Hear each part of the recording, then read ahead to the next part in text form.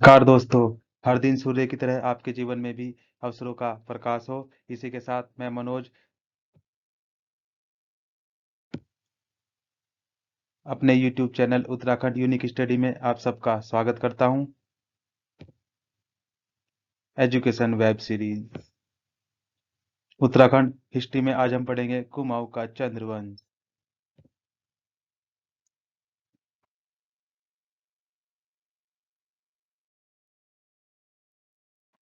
कई जीत बाकी हैं, कई हार बाकी हैं, अभी तो जिंदगी का सार बाकी है।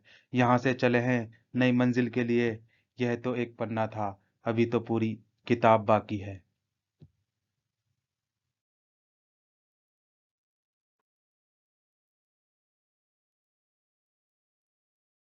कुमाऊं के चंद्रवंश को स्टार्ट करने से पहले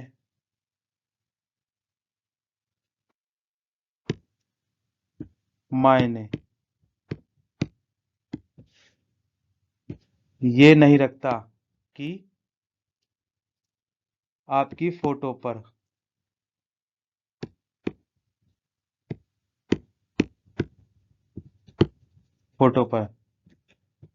कितने लाइक आते हैं।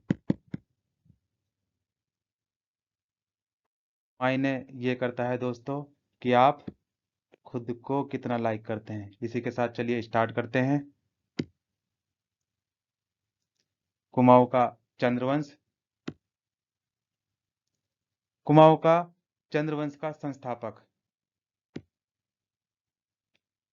थोरचंद और सोमचंद दोनों को माना जाता है दोस्तों। तो हम दोनों के प्रमाणों को पढ़ेंगे, क्या क्या इनके प्रमाण मिलते हैं।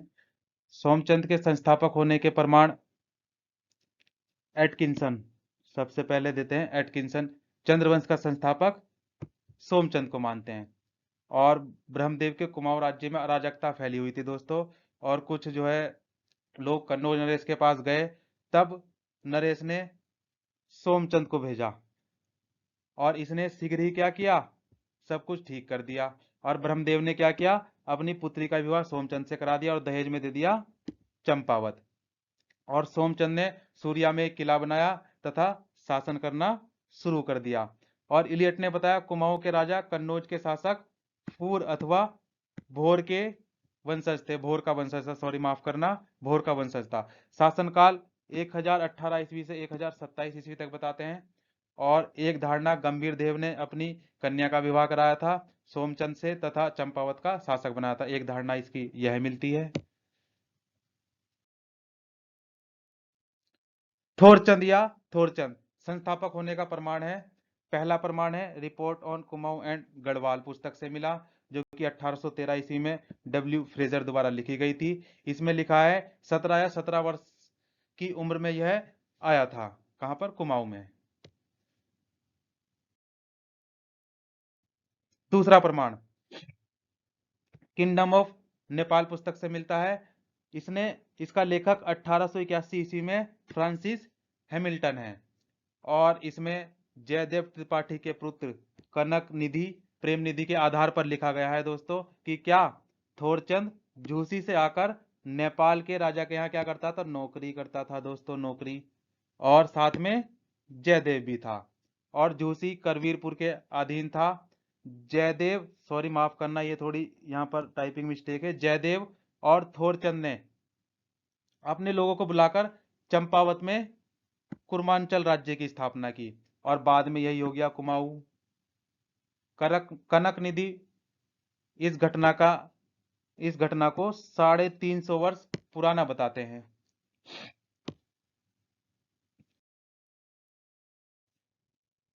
कुमाऊं के राजनीतिक के चाणक्य कहे जाने वाले कौन, हर्षदेव जोशी से मिली जानकारी के आधार पर 1815 में विलियम फ्रेजर ने कंपनी सरकार को लिखा। थोरचंद नाम का एक राजपूत था दोस्तों, राजपूत। और एटकिंसन के अनुसार चंद्रवंश का संस्थापक सोमचंद ही था। कुमाऊं का इतिहास पुस्तक, इसका लेखक बद्रीदत्त पांडे ने सोमचंद को चंद्रवंश का संस्थापक माना है। और बद्रीदत्त पांडे ने सोमचंद का शासनकाल 700 से 700 ईस्वी माना है। ब्रिटिश गढ़वाल के लेखक एटकिंसन, वाल्टन, नविल ने सोमचंद का शासन 935 ईस्वी कहा है दोस्तों।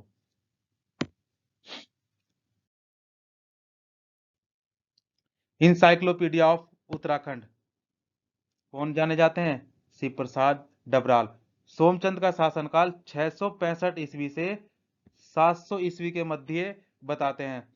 गुज्जर देव मंदिर द्वाराहाट से प्राप्त प्रमाणों से प्रकट होता है कि क्या, कि चंद्रवंश के वंशज का संबंध प्रतिहारों से था दोस्तों, प्रतिहारों से। और कत्यूरी वंश का संस्थापक सोमचंद है। कत्यूरी वंश का वास्तविक संस्थापक थोरचंद है दोस्तों। इंपॉर्टेंट क्वेश्चन है, छपेगा जरूर, 8 तारीख को भी हो सकता है छप जाए।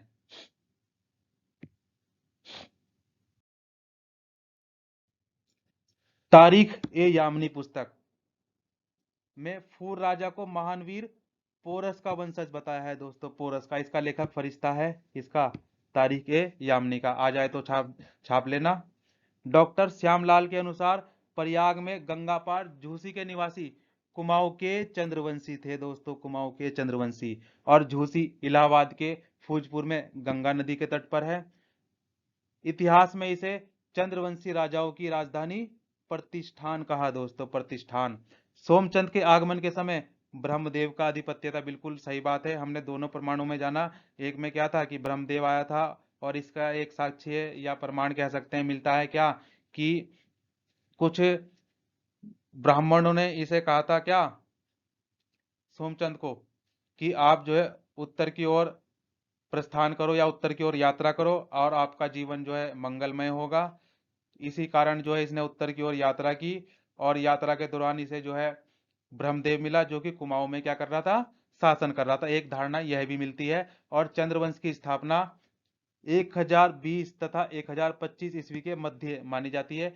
चंद्रवंश की स्थापना चंपावत के राजबुंगा किले से हुई दोस्तों, राजबुंगा किले से। इसका निवास स्थान प्रयाग में गंगा के पार झूसी था।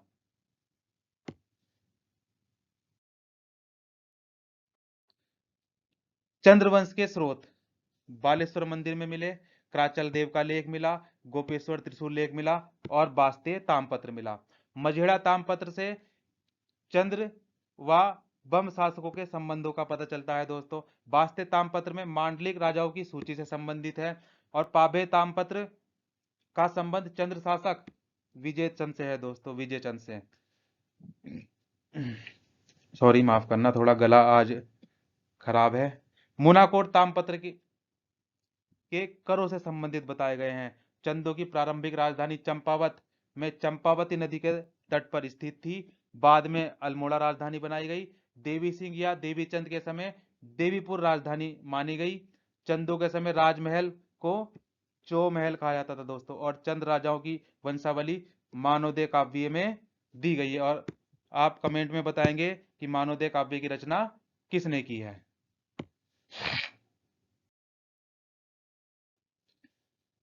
सोमचंद आ गया दोस्तों, सोमचंद।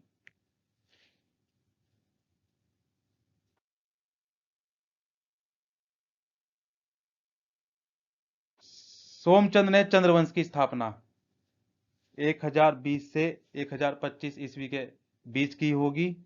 और स्वयं जो है ये शिव का उपासक था।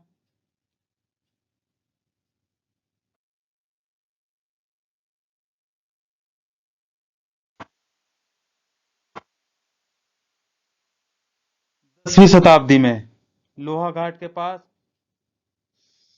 सुई राज्य था, जिस पर ब्रह्मदेव का शासन था दोस्तों। और बद्रीदत्त पांडे के अनुसार सोमचंद 27 आदमियों को लेकर बद्री नारायण की यात्रा पर आए हुए थे, जिसे काली कुमाऊं के सूर्यवंशी शासक ब्रह्मदेव ने 15 बीघा जमीन दहेज में दी थी दोस्तों। दहेज में, जो अभी मैंने अभी बात की थी धारणाओं में, वह दहेज में मिली थी। और ब्रह्मदेव ने अपनी पुत्री का विवाह सोमचंद से कराया था, और दहेज में चंपावत कोतवाल छावनी दहेज में दे दी थी। सोमचंद कन्नौज नरेश का भाई था, जो प्रयाग के शासक चंद्रपाल फूर का वंशज था, जिसकी राजधानी क्या थी, कन्नौज थी।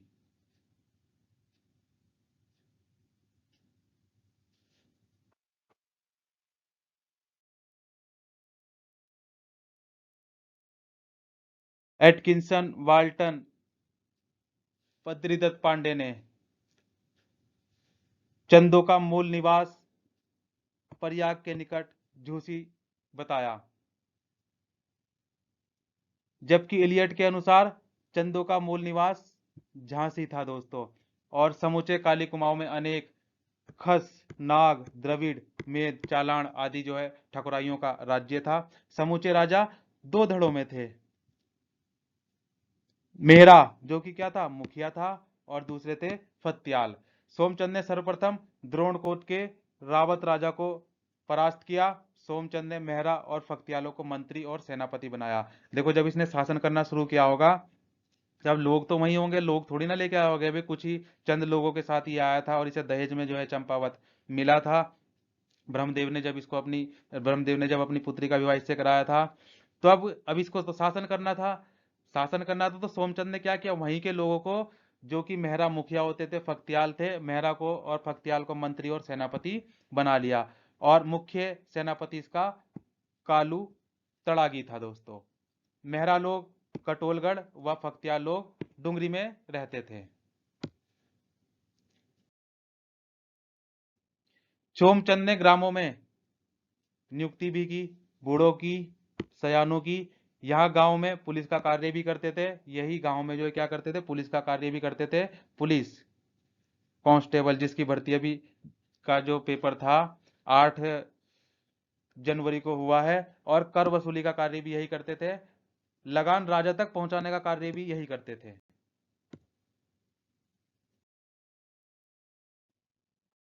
कुमाऊं में पंचायती राज व्यवस्था का जनक सोमचंद को ही माना जाता है दोस्तों। किसको माना जाता है? सोमचंद को ही माना जाता है। सोमचंद डोटी के राजा को कर देता था। डोटी राजा मलवंशी थे दोस्तों। क्या थे? मलवंशी थे, जिन्हें जो है रेखा राजा कहा जाता था। सोमचंद के समय मलवंश के राजा जयदेवमल डोटी या राय राजा था। मलवंश का प्रथम राजा था दोस्तों वामदेव, जिसकी राजधानी चंपा थी। वामदेव ने अपनी राजधानी का नाम जो इष्ट देवी चंपावती के नाम पर ही दोस्तों रखा था। इनकी इष्ट देवी थी चंपावती, उसी के नाम पर इन्होंने चंपावत नाम रखा था। सोमचंद ने दोस्तों 4 किलेदार नियुक्त किए थे: कार्की, बोरा, तड़ागी, चौधरी। ये मूलतः नेपाल के निवासी थे, जिन्हें चाराला कहा जाता था।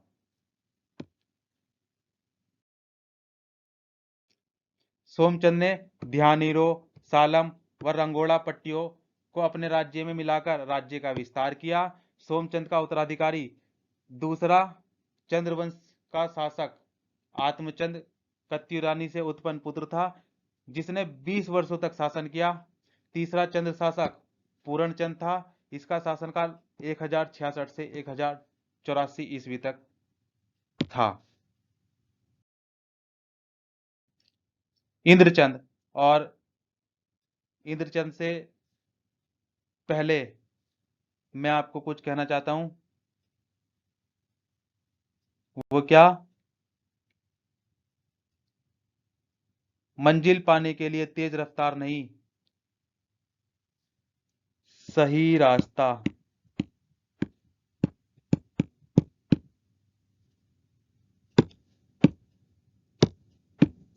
सही रास्ता मायने रखता है दोस्तों।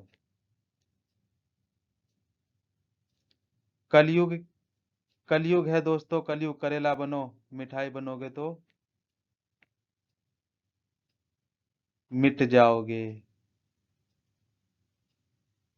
वक्त सिखा रहा है तो सीखेंगे भी, अगर हारे हैं तो जीतेंगे भी। आय हाय, क्या बात है।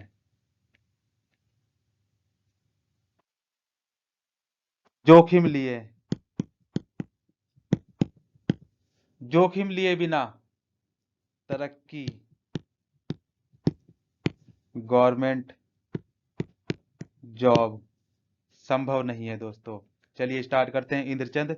चौथा शासक इंद्रचंद ने नेपाल मार्ग से चीन के साथ व्यापारिक संबंध स्थापित किए। एटकिंसन के अनुसार इंद्रचंद ने रेशम उत्पादन किया था, रेशमी वस्त्र बनाने का कार्य प्रारंभ किया, और कार्य के लिए इंद्रचंद मैदानी भागों से पटवाए लाया करता था, और पटवाए रेशम बुनकर कहलाते हैं दोस्तों। रेशमी वस्त्रों के रंग को पक्का करने के लिए कुमाऊं में झूठी खबरें फैलाने की प्रथा थी, जिसे पटरंग वाली प्रथा कहा जाता था। पटरंग वाली। इंद्रचंद राजा जो था बड़ा घमंडी था दोस्तों, बड़ा घमंडी, जो अपने को इंद्र के समान मानता था। और कमेंट करके बताएं इंद्र के क्या क्या पर्यायवाची हैं। इंद्रचंद का उत्तराधिकारी संसार चंद था, जिसके पश्चात चंद्र शासक क्रमशः सुधाचंद, हरिचंद, वीणाचंद बने। वीणाचंद। वीणाचंद एक विलासी राजा था, जिसको खस राजाओं ने पराजित किया था, और वीरचंद ने खस राजाओं को हराकर पुनः राज्य पर कब्जा कर लिया। अशोक चल के समय चंद्र शासक वीरचंद था। इसकी मृत्यु 1206 ईस्वी में हुई। वीणाचंद, सॉरी वीणाचंद है ये, ठीक है ना, माफ करना, वीणाचंद, वीणाचंद, ये टाइपिंग मिस्टेक होगी दोस्तों। वीणाचंद। वीणाचंद की अंतिम तिथि 1175 से 1223 ईस्वी के मात्र 48 वर्षों के अंतराल में तीन शाखाएं कराचल देव के अधीन शासन कर रही थी दोस्तों। तीन शाखाएं। 1191 ईस्वी में यहाँ डोटी नेपाल के चल नाम वाले राजाओं द्वारा शासन के प्रभाव मिलते हैं। वीरचंद का उत्तराधिकारी नरचंद था, और 1236 में गद्दी पर बैठा। इसका शासनकाल 1261 ईस्वी। चंपावत के बालेश्वर मंदिर से कराचल देव का 1223 ईस्वी का एक लेख प्राप्त हुआ, और कराचल देव के लेख में 10 मांडलिक राजाओं के नाम उत्कीर्ण हैं, जिसमें 3 चंद्रवंशी मांडलिकों का उल्लेख है, शेष खस राजा प्रतीत होते हैं। मांडलिक राजा एक प्रकार के सामंत होते थे दोस्तों। बास्ते तामपत्र पिथौरागढ़ में मोहन थापा के अलावा अन्य मांडलिक राजाओं का भी उल्लेख मिलता है। डोटी के शासक गोपेश्वर त्रिशूल लेख से ज्ञात होता है 1191 ईस्वी में अशोक चल का अधिपत्य था दोस्तों। किसका? अशोक चल का अधिपत्य था। और अशोक चल विराट कुल का और नेपाल के दुलु का निवासी था। अशोक चल ने पुरुषोत्तम सिंह को सामंत राजा नियुक्त किया था। पुरुषोत्तम सिंह के बोध गया शिलालेख में अशोक चल के खस देश का राजाधिराज कहा गया है। यह खस देश कुमाऊं व गढ़वाल दोनों के लिए प्रयुक्त हुआ है। अशोक चल के आक्रमण के समय वीरचंद कुमाऊं का राजा था। मांडलिक। मांडलिक ऐसे सामंत राजा होते हैं जो अपने अधिपति के अधीन शासन करते हैं। किसके? अपने अधिपति के अधीन शासन करते हैं, वह कहलाते हैं सामंत राजा। बास्ते तामपत्र पिथौरागढ़ में मोहन थापा नामक मांडलिक का उल्लेख मिलता है। इन मांडलिक राजाओं का अधिपति शक्तिबम था दोस्तों। कौन था इन मांडलिक राजाओं का अधिपति? शक्तिबम था, जो मूलतः नेपाल का था।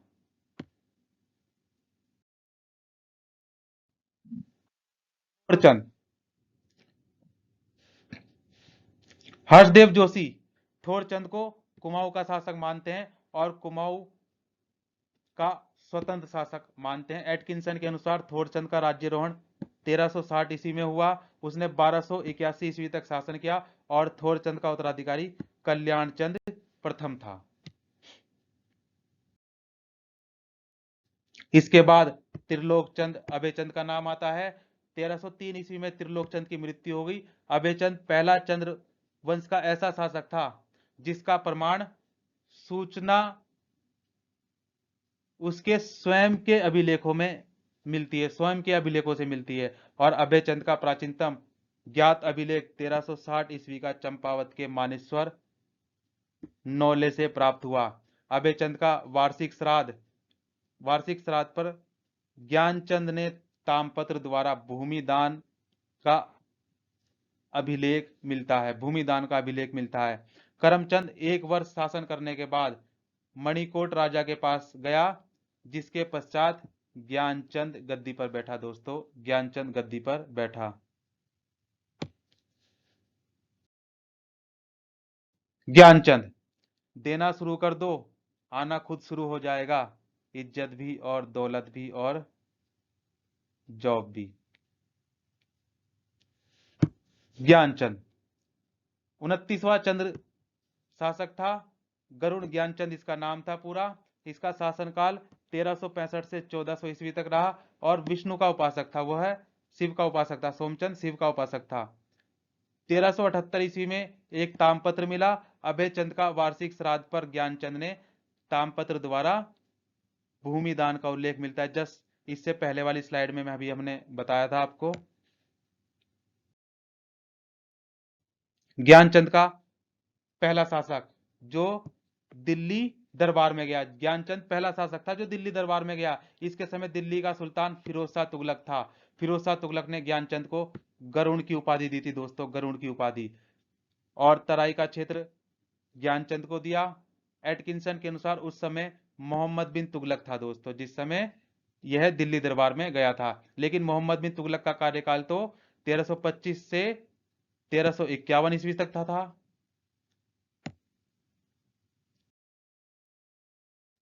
ज्ञानचंद के समय तराई भाबर के कटहेरियों का शासन था और ज्ञानचंद का राज चिन्ह था गरुड़।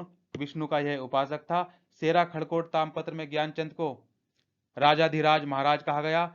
सेरा का विजेता ज्ञानचंद को कहा जाता है। मझेड़ा तामपत्र के अनुसार ज्ञानचंद के समय एकमात्र सामंत विजय बम था। दोस्तों कौन था? विजय बम।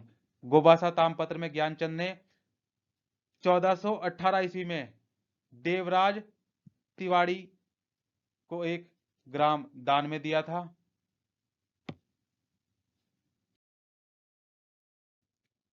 नीलू कठायत ज्ञानचंद का सेनापति था। अगर खुद से नहीं हारे तो जीत निश्चित है दोस्तों। ज्ञानचंद का सेनापति था जो कपरोली गांव का रहने वाला था, जिसे राजा कुम्या खिल्लत दी गई थी। जिसे राजा ने क्या दी थी? कुम्या खिल्लत दी थी, जो एक प्रकार की पोशाक होती है दोस्तों। गरुड़ ज्ञानचंद का उत्तराधिकारी हरिचंद द्वानचंद थे। गरुड़ ज्ञानचंद ने नीलू कठायत को धोखे से मार डाला दोस्तों, जिस अत्याचारपूर्ण कार्य से उद्यानचंद को आत्मग्लानि हुई, जिस कारण उन्होंने कई स्थानों में नौले व मंदिर बनवाए दोस्तों।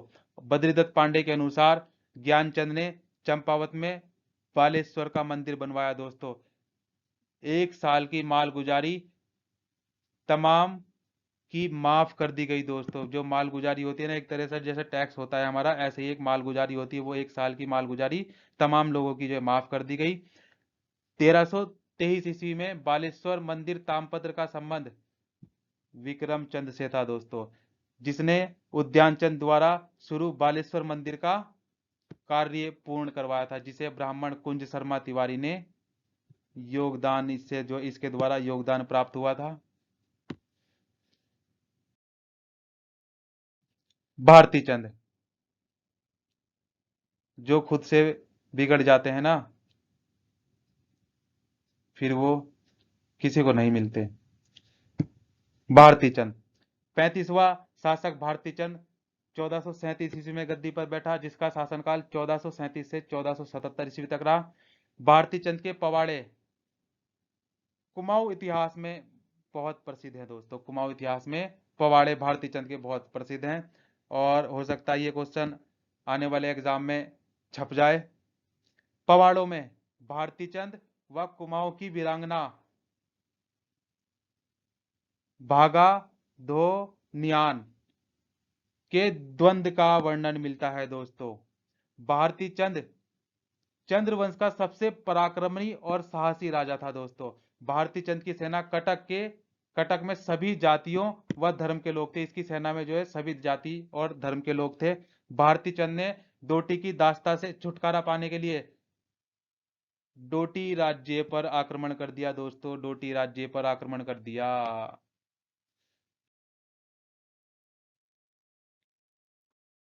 डोटी आक्रमण के दौरान चंद्रसेना का पहला पड़ाव सोर के कटकुनोला में था। कटकुनोला देवसिंह मैदान पिथौरागढ़ में पड़ता है। सीरामल में बलिराम नारायण संसारमल शासक था। सीरा में भारती चंद ने डुंगरा बसेड़ा को अपना सामंत नियुक्त किया था दोस्तों। सीरा में बसेड़ा ने 1452 से 1539 ईस्वी तक शासन किया। शोभामल ने पुत्री का विवाह बालो कल्याण चंद से किया। थल में शिव मंदिर भी बनवाया। दूसरा पड़ाव काली नदी के किनारे बाली चौड़ में था, काली नदी के तट पर। भारती चंद के समय यक्षमल या जयमल नेपाल के डोटी के राजा थे। भारती चंद ने 12 वर्षों तक डोटी पर घेरा डाला दोस्तों। भारती चंद को डोटी पर विजय 1451-52 ईस्वी में मिली। हुड़ेती तामपत्र के अनुसार भारती चंद ने 1451 ईस्वी में एक गांव दान में देने का वर्णन जो है मिलता है। डोटी अभियान के तहत नायक जाति की उत्पत्ति हुई दोस्तों। डोटी अभियान के तहत नायक जाति की उत्पत्ति हुई। नायक जाति के लोग चंद्र सैनिकों को अवैध संतान मानते हैं। चंद्र सैनिकों की अवैध संतान कौन?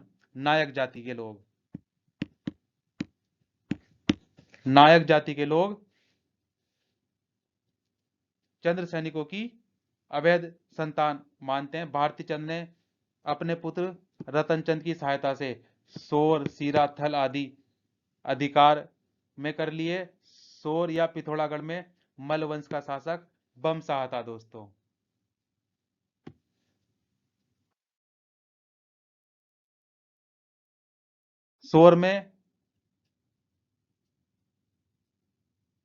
सोर के मल राजा विजय बम की जानकारी मझेड़ा तामपत्र से मिलती है, जिसका शासन भारती चंद ने समाप्त कर दिया था दोस्तों। क्या कर दिया था? समाप्त कर दिया था। सोर में मल्लों का प्राचीनतम तामपत्र 1637 ईस्वी का प्राप्त होता है। मल्लों ने 9वीं सदी से लेकर 18वीं सदी तक राज्य किया। इन्हें रेखा राजा भी कहा जाता था।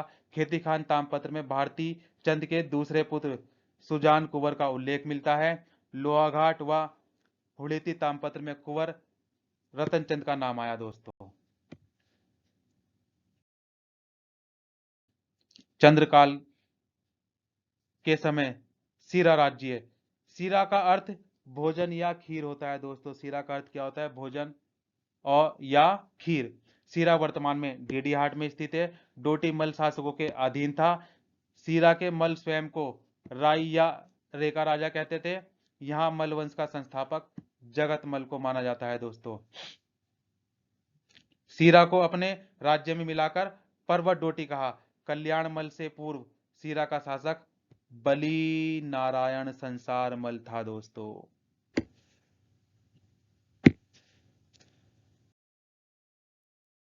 भारती चंद के समय सीरा में कल्याण मल का शासन था और भारती चंद में ने डुंगरा बसेड़ा को अपना सामंत नियुक्त किया था। डुंगरा बसेड़ा के बाद मदन सिंह व राय सिंह सामंत नियुक्त हुए। बसेड़ों ने 1452 से 1539 तक शासन किया। 1539 ईस्वी में डोटी राजा राईमल सीरा का शासक बना, जो सीरा का 11वां शासक था। इसके बाद शोभामल सीरा का शासक हुआ। शोभामल ने अपनी पुत्री का विवाह बालो कल्याण चंद से किया।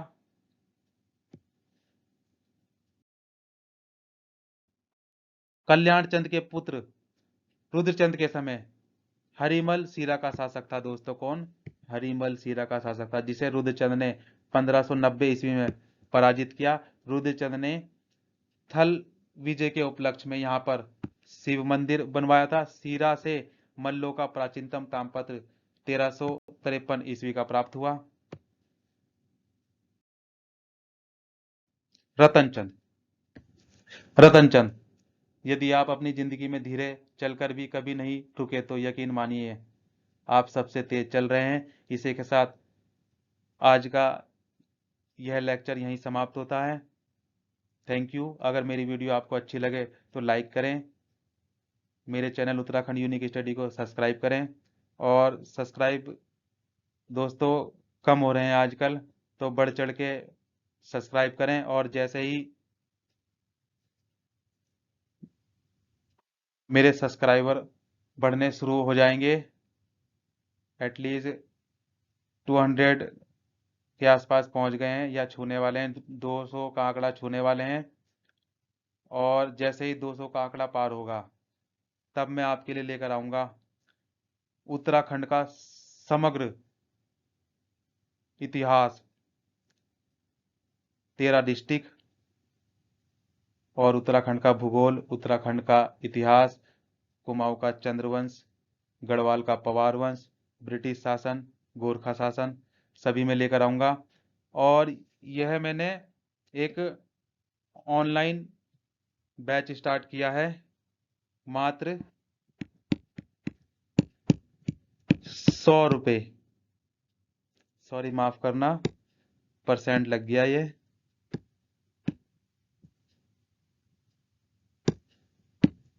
100 रुपये, मात्र 100 रुपये महीना,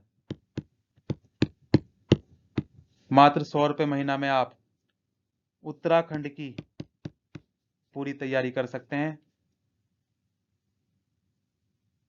1.5 घंटे की आपकी क्लास रहा करेगी, 1.5 घंटे की। और